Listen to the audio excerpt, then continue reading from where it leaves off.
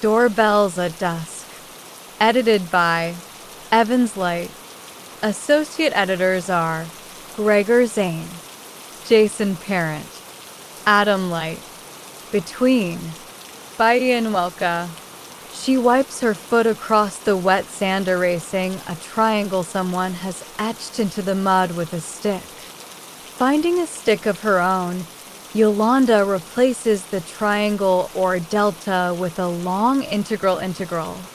It was the delta that initially attracted her to calculus. The delta is the mathematical representation of rates of change, but tonight's ritual is all about the past. The integral reverses the derivative, in this case symbolically reversing her history. She draws a sigma next, for she'll need the sum total of the variables working for her, even the marks on the sand. The letters for the variables, T for time, the hours between sunset on Halloween and the end of Dia de los Muertos. She's piggybacking on the shared belief that the veil is thinnest these two nights. This night specifically, since there are more unwitting participants, the greater the effect. She is X in the equation. The observer is part of the ritual. She giggles. How's that for an uncertainty principle? There must be a variable for place, as she fully believes this ritual can only work here, the city that substitutes so often for so many other places. A man with an unbuttoned shirt and his pant legs rolled up to his knees stands in the surf ahead. She follows the trail of hair up his chest, neck, and mutton chops and realizes that he is staring back at her. His eyes are bloodshot, but his pupils are as immense and saucer-sized as her own. She's certain that the spirit staring at her is a young, Los Angeles years Jim Morrison, and he should stare at her, for she is the LA woman. She is Los Angeles. Born to a Hispanic mother and a half-Korean, half-African-American father, she worked 2 jobs while going from LACC to UCLA to grad school at Caltech, all while painting and working theater crews and never ever sleeping. She grew up on this beach and in traffic between this beach and her parents' home in Boyle Heights. She's seen the absurd wealth in the estates just blocks from people sleeping beneath overpasses. She's seen her streets double for countless other cities on the movie and television screens. If anyone would know that the barrier between worlds is thinnest in Los Angeles, it's her. Los Angeles, Halloween night. She has her coordinates in space-time. She feels the pull of 1,000 dark suns as she's drawn into Morrison's eyes. But before her vision is engulfed in the black of those immense pupils, there's a light, yellow and pink. She realizes it's the sun reflected off the waves in front of her. There's no sign of the man she thought was Morrison's spirit. It's faded like so many shades before her, leaving the trace of cigarette smoke on the wind. How long has she been staring at the ocean? How long has it been since the spirit passed her by? Maybe she shouldn't have eaten all 3.5 grams of the mushrooms. No. She shakes her head, and the world shakes in jangled frames in front of her. It had to be the whole 8th, and it had to be tonight. It can't be as long as it seems. The sun is still above the horizon, if only just. She trips out on its flicker across the waves, but forces herself to stop and concentrate for one moment. The time dilation effect is a double-edged sword. It buys her more time to think and to explore, but there's the danger that she could forget her task, get too buried in the right to remember its purpose. That's just one of the dangers. Every time she's taken psychedelics, there's been that fear in the back of her head. The one where she worries this is the time it lasts forever. This is the time she doesn't come back. And it's more important not to give power to that fear tonight. With the greater effects of the ritual, she doesn't want her own mind to give her power over to any of the dangers. With the barriers between worlds down, there's the rift wraiths to contend with, and not all the spirits she'll encounter will be friendly, and of course she needs to do all she can to not mess with Mr. In Between. She shakes her head like she can rattle the notion out through her ear. At least she went with mushrooms instead of LSD. She's taken enough chemistry to know she prefers the simple organic compounds over the complex chemicals. Several chemical formulas are etched into the sand underneath her integral. She realizes she's giggling before she knows what she's laughing at. Trying to be consistent while mixing weird mathematics with magical ritual. Do the formulas work as well as her Tia claimed? Jack Parsons sure thought so when he combined magic with rocketry, and he didn't have half the math available to him that she does. He didn't have half the theory of the multiverse, or of the simulation nature of the universe. He did understand that belief informs reality, but he could not have understood the importance of this location on this night. Or did he? The man was a black magician as well as a rocket scientist. He co-founded JPL. Was there a reason JPL was founded on Halloween? She wonders if she made her way back to Pasadena if she'd see his shade there. He blew himself up not too far from where she lives today. There are plenty of spirits out on Halloween night through to the end of Dia de los Muertos, but Yolanda is looking for two in particular. Shades move past her in the windswept sand, but none of them are her parents. She'd hoped to find them here, in an echo from their time together at the beach from her childhood, but no such luck. If she can find them, will they be able to tell her what she should do? Should she stay where she is and take the job she wants researching, or take the better paying engineering job and have to move away? If she stays, her life will be beset with costs she can never afford. If she leaves, she will miss her home and will forever wonder if what might have been if she'd remained in academia, security or achievement. And of course, there's the fear of leaving Los Angeles. For all its faults, it's her home, and it's a city with more to offer her than anywhere else. She's thought about it for so long. She just wishes that she didn't have to choose. She hoofs it up the road. It's hard to tell some of the more opaque spirits from the living people she sees. People, especially the fast-moving little ones already out in their costumes, smear and blur past as the mushrooms do their work, leaving bright trailers behind. Peering harder, she can tell the shades from the people by their faded colors. Yolanda passes the Abbot Kinney Library, and he's there out front, the founder of Venice by the Sea. He tips his hat to her as she passes. A trio of jack-o'-lanterns are on the top step. The tall one has the sideways 8, the infinity symbol carved into its forehead. The magician jack-o'-lantern. The other two have spirals for eyes, reminding her of the Indian petroglyph she's always assumed means gate or portal. She's on the right path. Birds chatter around her. No, it's the cackle of 7, 8, then 9 small children.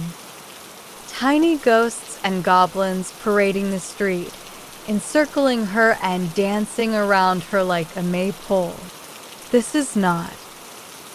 Beltane, this is on the opposite side of the linear time axis. She'd be stunned that they're so fearless with a stranger, but she realizes this too is part of the rite. Even on a standard Halloween, though.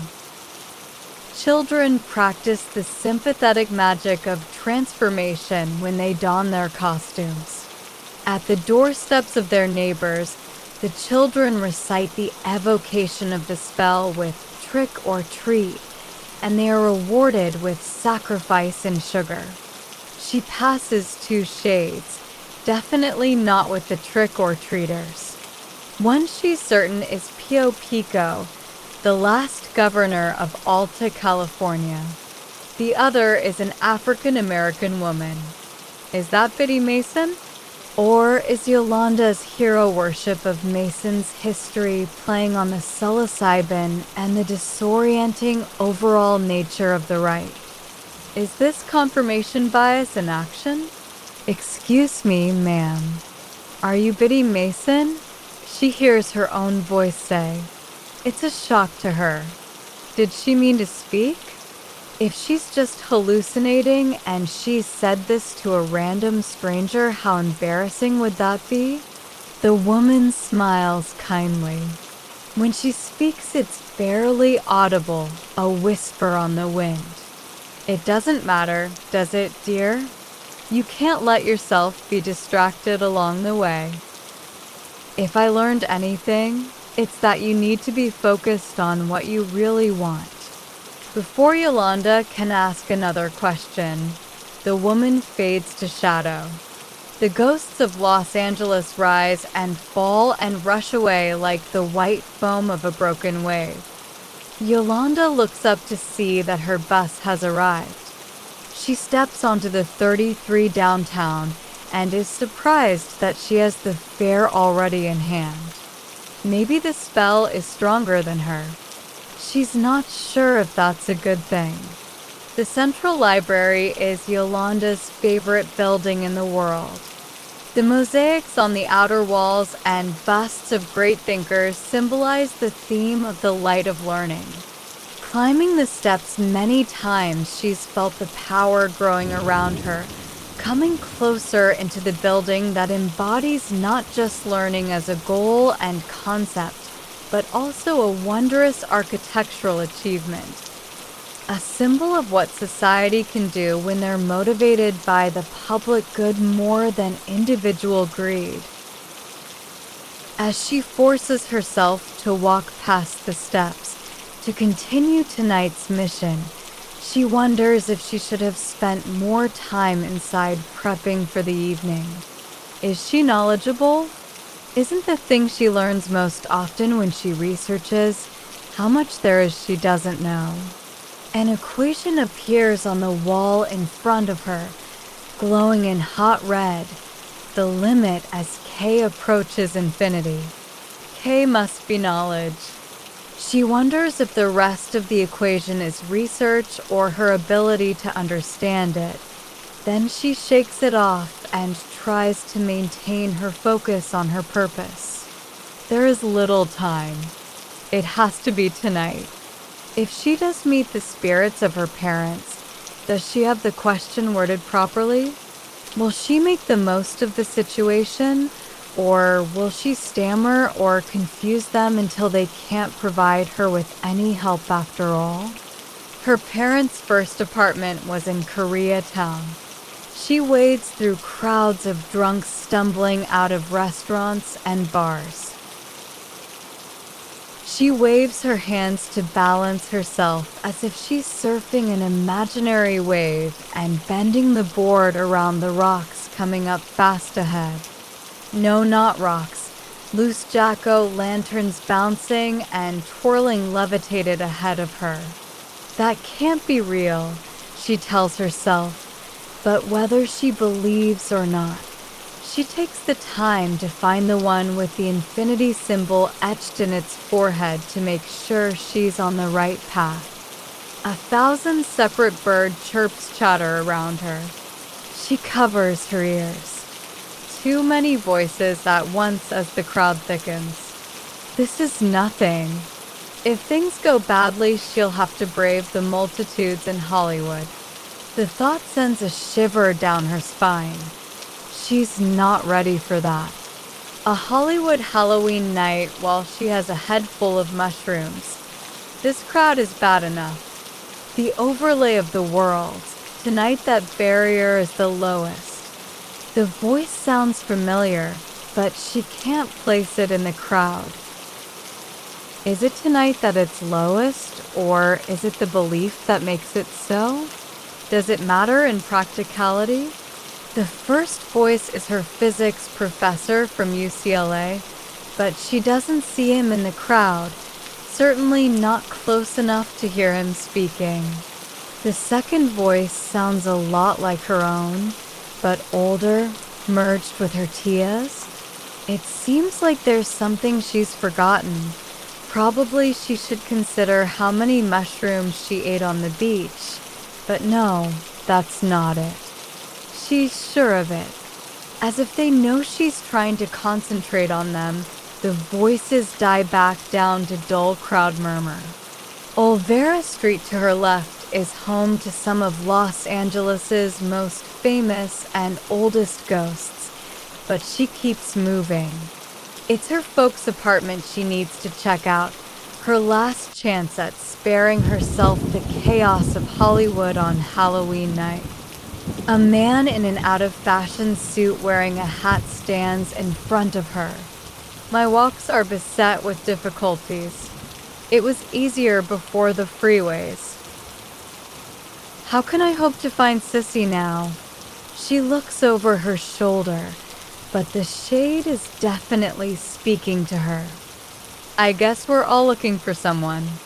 Is Sissy still among the living? He stops and ponders and flickers as the realization passes over him. No, she passed before I did. I died, and far from here. What am I doing back on these streets? I think it's an echo. I think it's unique to Los Angeles, and possibly elevated by the Halloween and Dia de los Muertos traditions. Los Angeles is unique. Thank the gods for that.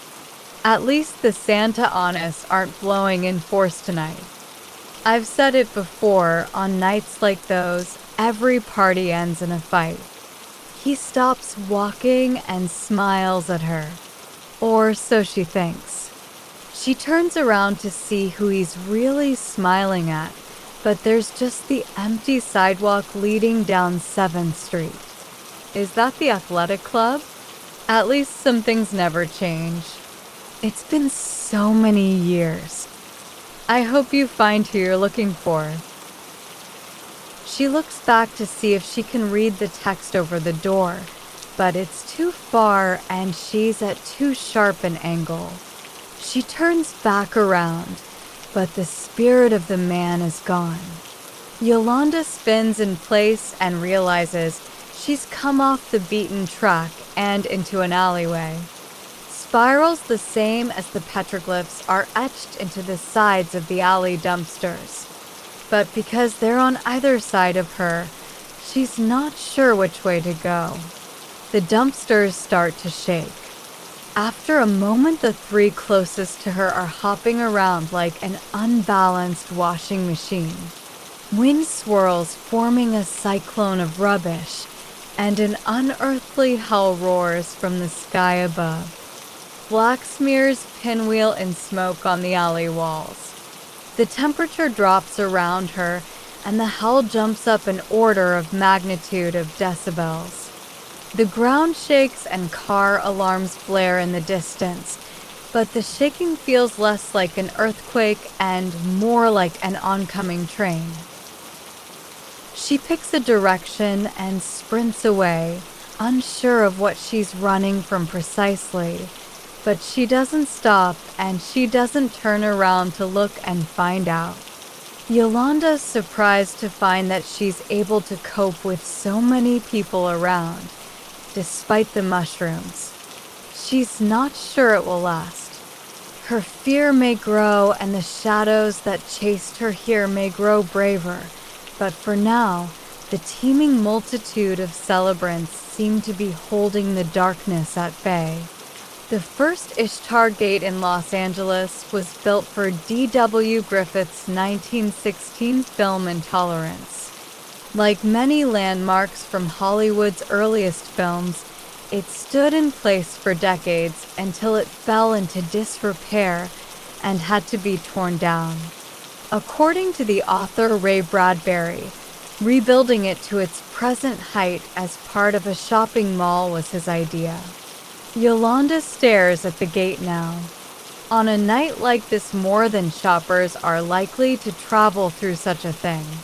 The shadows seem to sense this. They scurry around the periphery of the Halloween crowd, flickering in and out of the light, until they glom onto the wall of the gate, and instead of an empty space at the bottom, a purple reflection starts to shimmer into being. Yolanda's not sure what's coming, but she knows she's not going to stick around to find out. She takes off down the side street and keeps running until the crowd starts to thin, but then she realizes she's vulnerable to the shadows and she ducks into a diner. The place is packed, but a man with a scruffy goatee and a pork pie hat waves at the empty seat on the other side of the table from him. Something about him looks familiar. She's seen him on album covers, a younger version of one of her favorite musicians. She stammers, "Aren't you?" He nods and exhales tobacco. She's sure no one was smoking when she came in. "I am. But you're not dead." "No, not the version of me in your present day." "But the spirits you speak to, it's not the same as speaking to the dead. It's just memories. And this memory of this time is just as gone to you as any of the dead. Past versions of yourself are just spirits now, maybe more accessible to you because you remember them the best. Oh yeah, you could talk to past versions of yourself tonight. Future versions too, but don't think about it too much. In your condition, you might just bodhisattva out of control and fill the diner with a horde of yous. And then I'll never get a refill." He holds his coffee mug up in the direction of the waitress. A waitress with a chain clipped to her rhinestone glasses lopes to the table carrying a coffee pot. Her name tag says Irene. She doesn't take Yolanda's order or even acknowledge her presence. The moment she finishes pouring the coffee, she fades away into nothingness. "I'm dead." A young man with short-cropped hair materializes on her right. "You've no one to blame but yourself for that, Darby." Her favorite singer in the pork pie hat grins and takes a big gulp of his coffee. "But if we're stuck in the 70s, shouldn't I be alive? Memory is as unstable as reality, particularly tonight. Things overlap.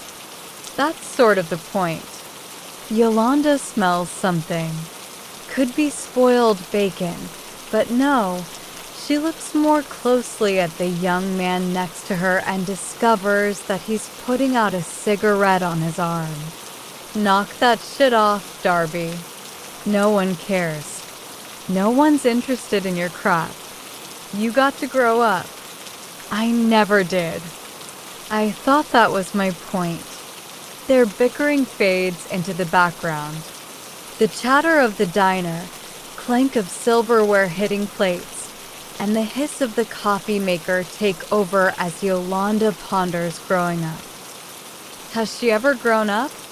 If so, why does she need so badly to speak to her parents? Hasn't she learned enough? And if not, why is growing up so important anyway?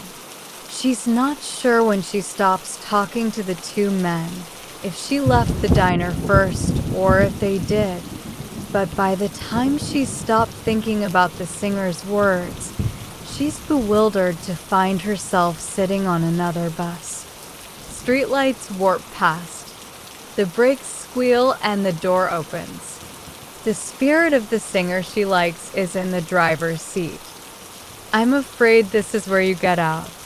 You see, I have to be making a turn up ahead. He chuckles and mutters something to himself she can't quite hear. She knows better than to ask. She steps off the bus, turns in place to get her bearings. She's near her Tia's home in East LA. When she turns back to the street, she watches the bus evaporate into mist in the intersection ahead. Walking up Whittier Boulevard, the street is oddly empty apart from a lone shade standing in front of a Christian church. The spirit of a middle-aged Latino man nods to her as she walks by. All I wanted was a cold beer. Now the Silver Dollar Bar is a church. No chance I'll ever get that beer, I suppose. Not here anyway. She shrugs. She wonders if the spirit is tied to this spot. She doesn't even consider who he is until she realizes that she's passed that church before, and there's a plaque on the front wall honoring the memory of journalist Ruben Salazar, killed at the Silver Dollar Bar by the LA sheriffs. She turns back and watches as he fades away. Nothing has changed. Nothing will ever change again. His image is gone before his words dissipate to silence. Her Tia's door is open when she gets there. At first she worries that the shadows have beaten her here, but then she catches the first whiff of incense and hears 70s punk playing on the jukebox, and she knows the old woman is home, enjoying the night. Light flickers from the 23 candles stacked on the ofrenda between the foyer and the entryway to the living room. 5 candles on the bottom shelf, 10 on the next, 3 with the pictures of Yolanda's mother and grandmother. 5 more on the next shelf, and 10 in front of the pictures of the 2 people most important to her Tia. In place of the traditional Virgin Mary or saints, the top shelf holds pictures of Frida Kahlo and Alice Bag. Why are you here? This is the one place you cannot find what you seek. She hadn't counted on this. It hadn't occurred to her that the woman who has helped her the most in her life wouldn't be receptive to aid her now. But maybe she should have known that when her Tia had given her the recipe for the rite, but hadn't offered to help her perform it, that she's meant to do it herself. But I need help. Once you started the quest, what more help can I offer? They're after me. I think. It's clear her Tia knows which she means without her having to say so. Or did she? Yolanda's not sure which words came out of her mouth. Her Tia frowns and winces as she thinks aloud. You've been warned not to empower them with such thoughts. I didn't think that I did. Her Tia moves past her toward the door. She shuts it and locks the deadbolt first. The next lock is a clockwork mechanism. A 5-pointed star sparkles over the face of it when she finishes winding it. They've followed you here. We only have a few minutes. Yolanda steps into the kitchen to peer through the window. A similar 5-pointed star is etched into the glass. The smoky wraiths, black as the night, trace back and forth in front of the star, occasionally darting at it before reeling back again. The rift wraiths are an ever-present danger when we approach the barriers. But there is worse. They serve much worse. Now, why have you come? Gravity comes and goes in waves under Yolanda's feet. She could graph its intensity versus time, and it would be a perfect parabola or maybe a cosine. She looks back to her Tia and realizes that she hasn't answered the question. I can't find them. I've looked for Mom and Dad everywhere I remember being with them, but they're not there. The goal of your ritual still eludes you, unless you can answer for them. What do I do? Do I leave the city? Take the job I don't want because it pays better? Or do I take the job I want? Stay here where it costs more, but I'll earn less. If I had the answers you want, you would not have gone through the trouble to see through the barriers between worlds. But they're not here and I still need an answer. Her Tia looks over her shoulder as the glass on the windows rattles. We have so little time. 3 cards of the tarot. Past, present, and future. She moves to the kitchen table. The tablecloth is covered in scattered ash from the incense, beeswax from candles, and coins from a ritual that Yolanda does not recognize. Her Tia clears a space on the cloth and hands Yolanda a small bag containing the cards. Ask your question and shuffle the cards. Yolanda does as she says.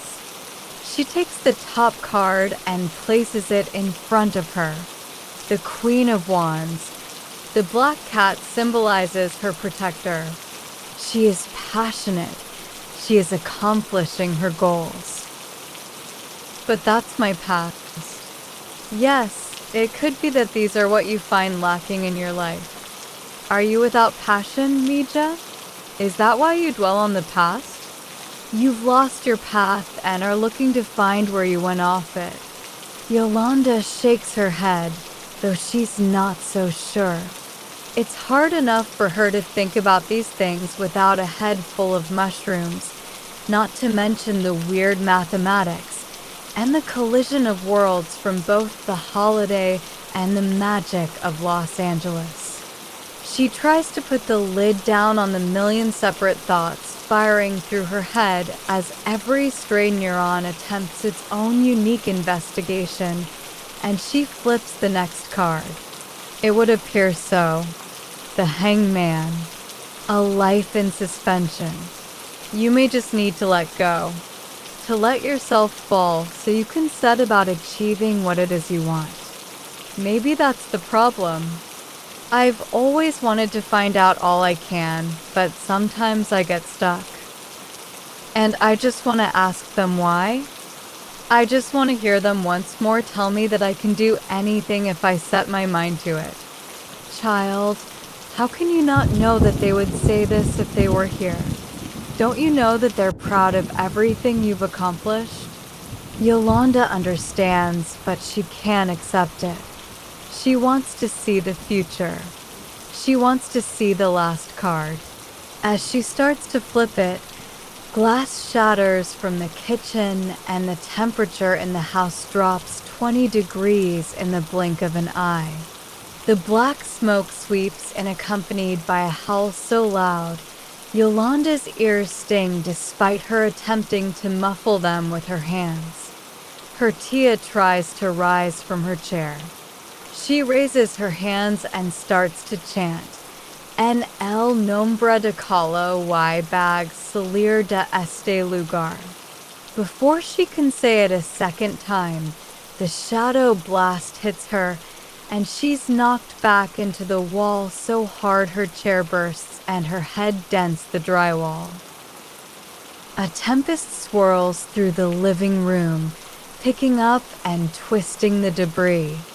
Yolanda backs away, but the shadows pick her up and swoop her towards the mirror over her Tia's couch.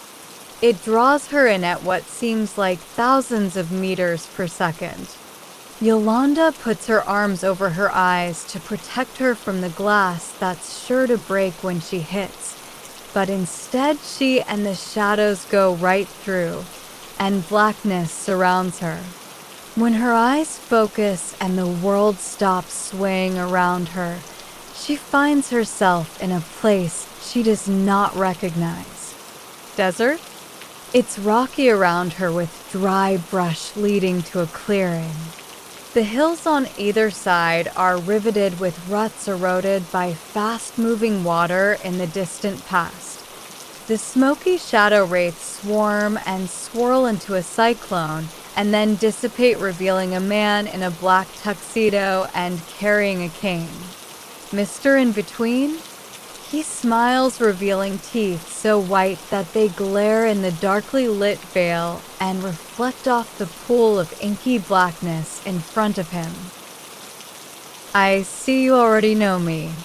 Introductions, I suppose, aren't necessary. Why have you brought me here? I think you know that too. The darkness around her vibrates and shimmers into a deep purple. The temperature drops and rises again, matching the cadence of his words, and causing Yolanda to sweat and shiver in rapid succession. No, I don't. You've been here for ages.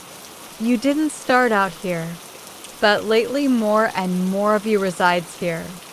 I'm starting to think it's time to charge you rent, or to begin your apprenticeship. Apprenticeship? The way you're going? Or rather not going. I can't think of a better Mrs. In Between. Yolanda realizes her jaw has dropped. She starts to giggle, can't believe who she's giggling at, and then starts to laugh all the harder. This is the weirdest proposal I've ever had. Oh, I know you won't accept. It's too big a change. But you won't go anywhere either. You can't. You'll just linger here until we both wither away in the wind, sun, rain. Your indecision will be measured in geologic time. You're wrong. She shakes her head and tries not to lose focus, but there's a light in the distance, a lone spot of white in all the darkness around her. It pulsates and then explodes into 1,000 separate lights before contracting, withdrawing back to darkness. Yolanda worries she's forgotten something, and then realizes all this has taken place in no time at all. It's just the mushrooms. She's only just stopped telling him he's wrong. Oh, please. I recognize it when I see it. It's like staring into a mirror. Didn't you have to change to become who you are now? Probably. But who can remember if there was another Mr. In Between? As far as you're concerned, I have always been here before. And you've always been here. Always in this action state. Whether you realized it or not. No. If I've learned one thing about the past, it's that I was different. I was always changing. I was always improving. If I have to go back to move forward, I will. He twirls his cane, tosses it in the air, and catches it like a drum major leading a parade. Huh, you will? All you're going to do is stay uncommitted and uncertain. Look at you. You're already rationalizing that if you can't go back, you'll stay right where you are. Yolanda shakes her head. No, you're wrong. I've had enough. She feels like she can't breathe. She wonders if it's the air here, panic, or more likely the mushrooms giving her stomach problems. You've had enough for a long time. It hasn't done you any good. The smile curls up and then back down into a frown. Why are you so sure it's different this time? Because I'm ready to take the plunge. Yolanda dives into the black pool. It's icy as hell, and for a moment she thinks she'll sink forever and drown. But she bobs up in the surf and catches a wave, body surfing to the shore at the beach where she started the evening. She sat on the beach so long the sun's come up again. She wonders if she ever left the beach, If the whole night has been a hallucination-fueled trip on the sands until she ended up in the water, but that's probably too rational, and she doesn't want to give in to reality just yet. Even if she's definitely coming down. With the dwindling effects of the mushrooms, so goes the potential of the ritual. There still is Dia de los Muertos, but without the accompanying rite of the drug and the shared belief of the Halloween celebrants working in conjunction, she doesn't have much hope that the rites will last. Yolanda shivers and hugs her knees. It's not like people get that second chance to talk to the dead, she says to no one. But you were always special. Yolanda whips her head around, not having expected the answer, particularly from the voice of her mother. Her mother and father are standing in the sand behind her, holding hands. They're half faded, half transparent. Their image flaps in the wind like it's painted across a sheet of paper held by one upper corner. I'd given up. I thought I went through that all for nothing. Her mother's arms flash from translucent to opaque, just long enough to wrap around Yolanda's shoulders. I don't know what to do. I don't know how to move forward. The wind brushes past her ear. Her mother whispers, "We love you. You'll choose the right way for you." I don't want to have to make the choice. I want to do both things, take both jobs. I want to do neither. I want to know what you think. Her father's spirit doesn't fully materialize, but she hears his words come across and echo on the wind and reverberate with the sound of the waves crashing into the shore. My child, you came to us for what? For wisdom? What wisdom do you think the dead have that the living do not? We are in the past. You have surely discovered more? Better yet, you are still discovering more. If we have any wisdom, it is this. We have lived our lives and they are over. You still have the time that is left to you. Do not dwell on our lives. Find a way to make your life what you want it to be. The sounds of his words fade, and her parents are gone again. The trip is over, as is the power of the spell. Yolanda wanders along the shore until she finds the integral she drew, somehow not faded from the surf or the wind. She reaches down with both hands and erases it. Finding the stick right where she dropped it, she replaces that integral with the delta. The past is past. What's ahead of her is change. Yolanda inhales a large breath of air coming off the Pacific, turns, and leaves the beach in search of breakfast and coffee to fuel the start of the change she will make for her life.